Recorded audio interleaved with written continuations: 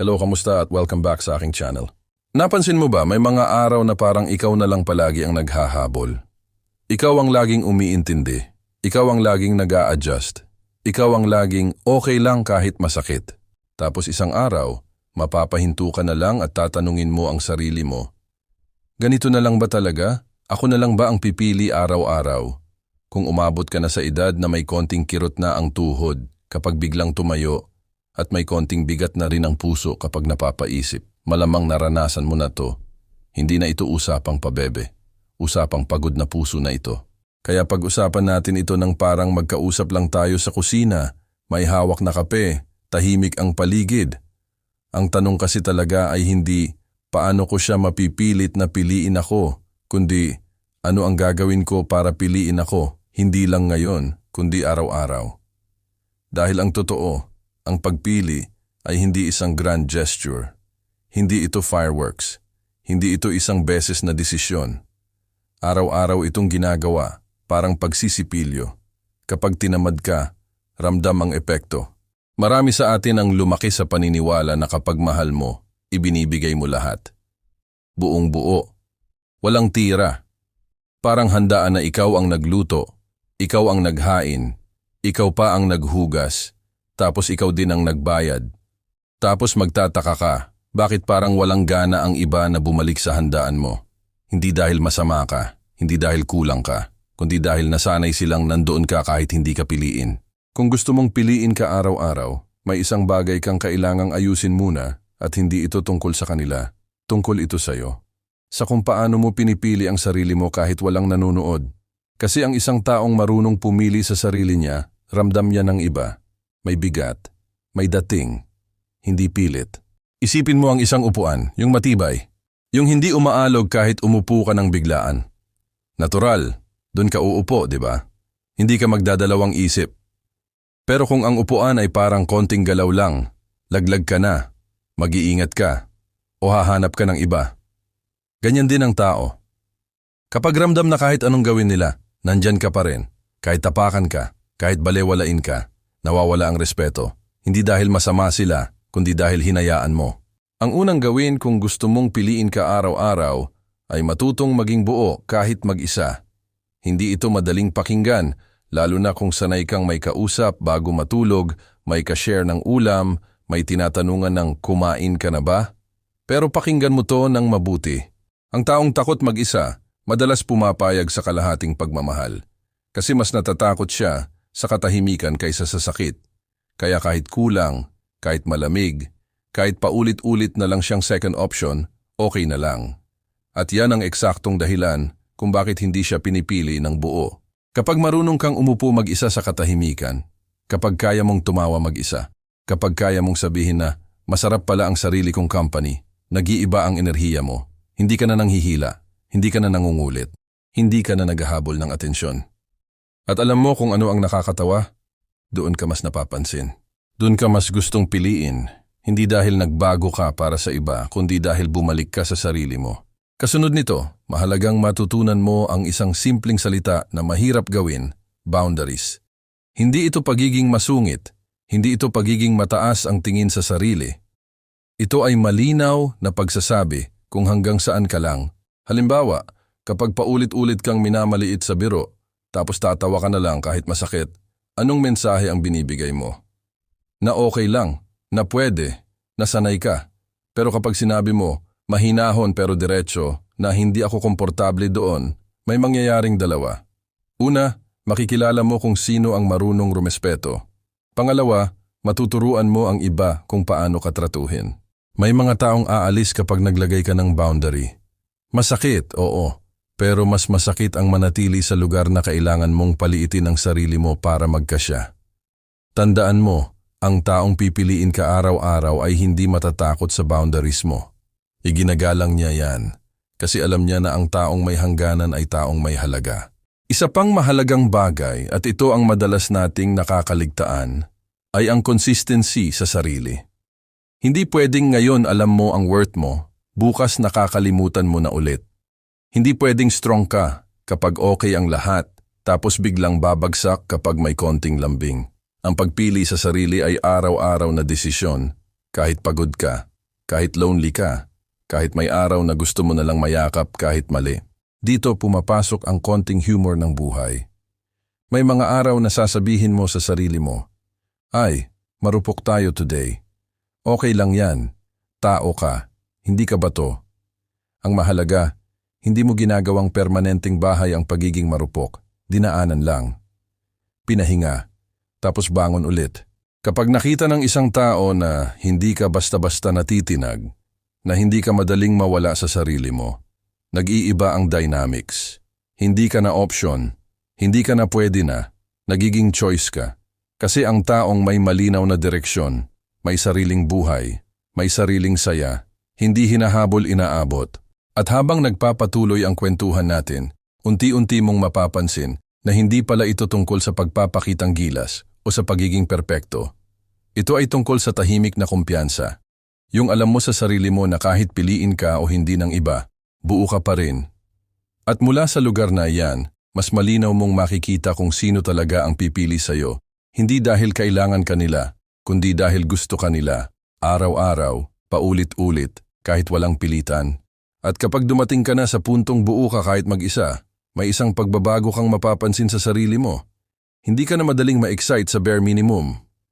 Dati isang reply lang na, kumain ka na, parang feeling mo special ka na.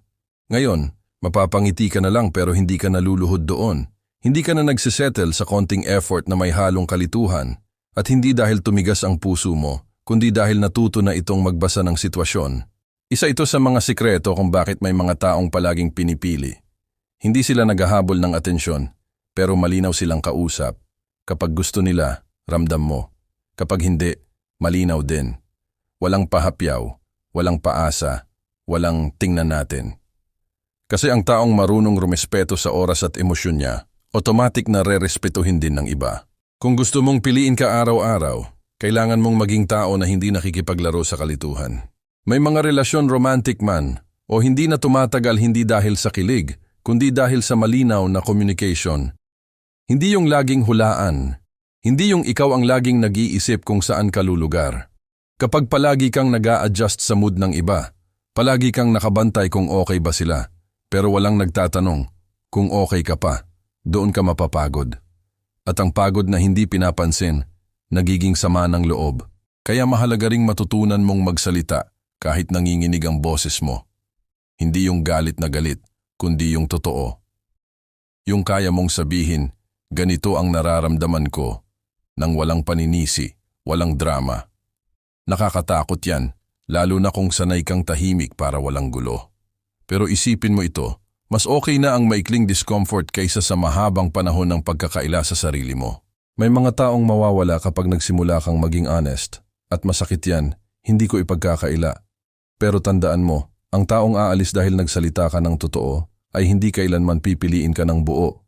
Kasi ang pagpili sa'yo araw-araw ay kasama ang pagpili sa katotohanan mo, hindi lang sa convenient na version mo. Kasabay ng pagiging malinaw sa salita ay ang pagiging malinaw sa kilos. Hindi sapat ang ganito ako magmahal kung ang ginagawa mo ay salungat doon. Kung sinasabi mong mahalaga ang respeto pero pumapayag ka sa paulit-ulit na paglabag, anong itinuturo mo sa iba? Minsan hindi salita ang problema, kundi ang inconsistency. At ang inconsistency, nakakalito, nakakapagod, at unti-unting binabawasan ang halaga mo sa mata ng maling tao. May isang kwento ako na palaging bumabalik sa isip ko.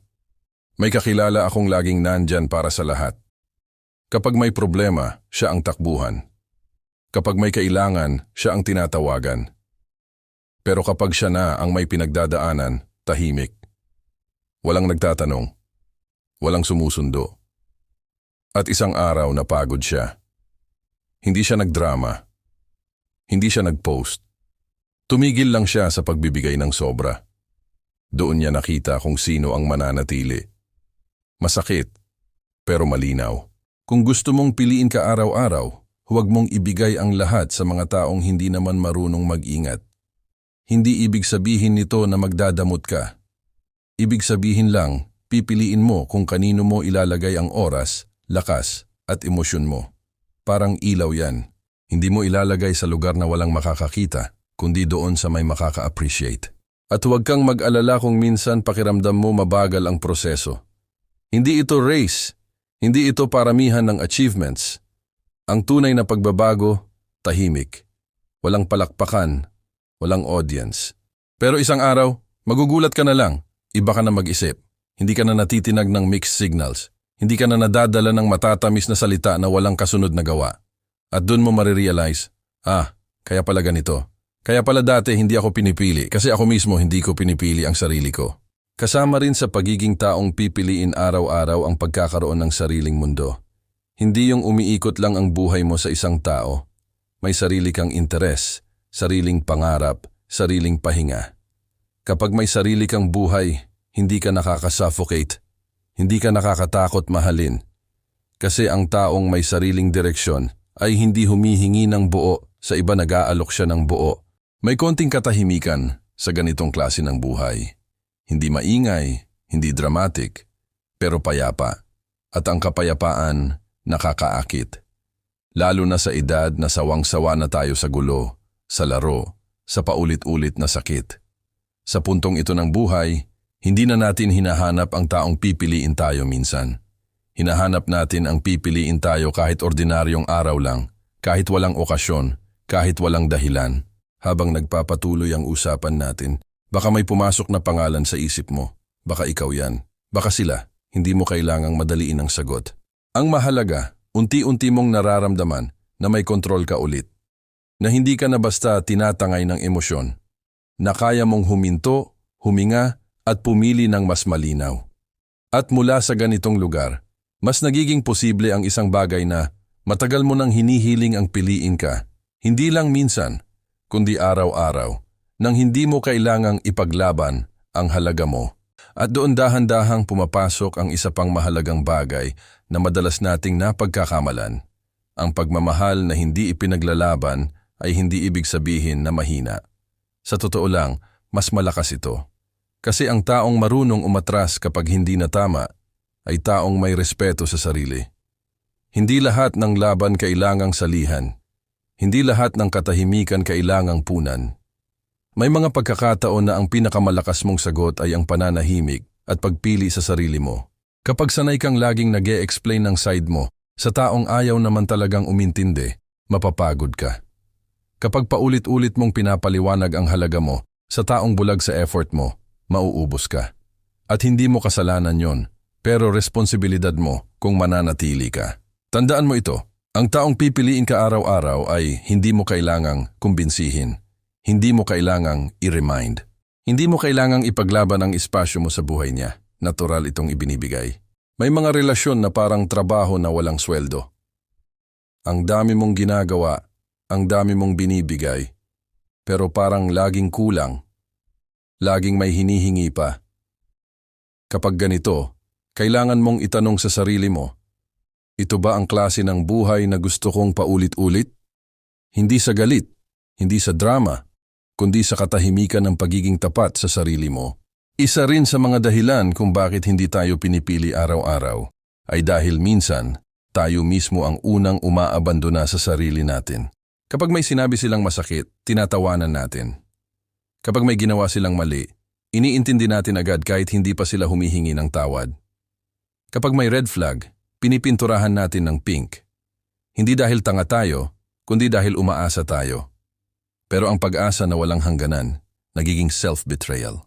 Iba, kung gusto mong piliin ka araw-araw, kailangan mong maging tapat sa nararamdaman mo kahit hindi ito maganda pakinggan, kahit awkward, kahit takot ka na baka umalis sila.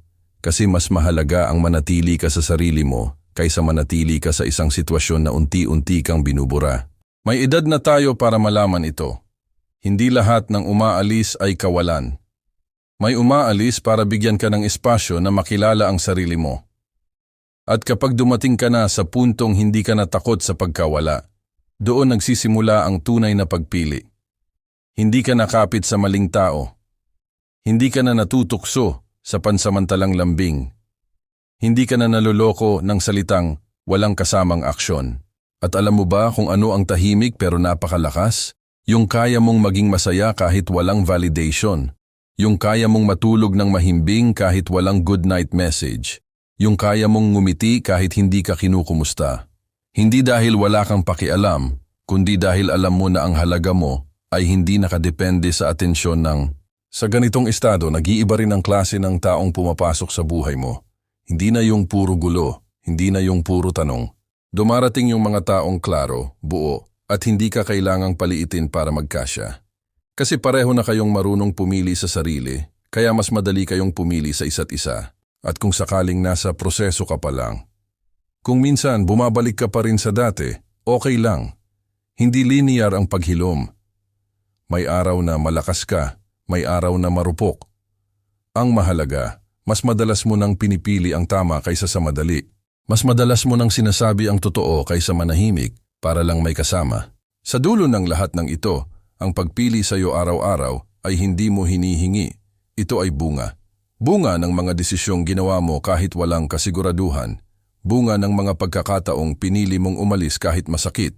Bunga ng mga araw na pinili mong igalang ang sarili mo kahit walang pumapalakpak. Kaya kung may iiwan man akong isang pakiramdam sa iyo habang nagtatapos ang usapan natin, sana ito yon. Hindi ka huli, hindi ka kulang, hindi ka mahirap piliin. Kailangan mo lang maging taong hindi rin nakakalimutang piliin ang sarili niya, araw-araw, sa maliliit na paraan, sa tahimik na desisyon. At balang araw, magugulat ka na lang may pipili na sa'yo nang hindi mo kailangang ipaalala kung bakit ka mahalaga. Quick lang, bago makalimutan. I-comment mo kung saan ka nanonood. Gusto ko makita kung saan umaabot tong channel na to.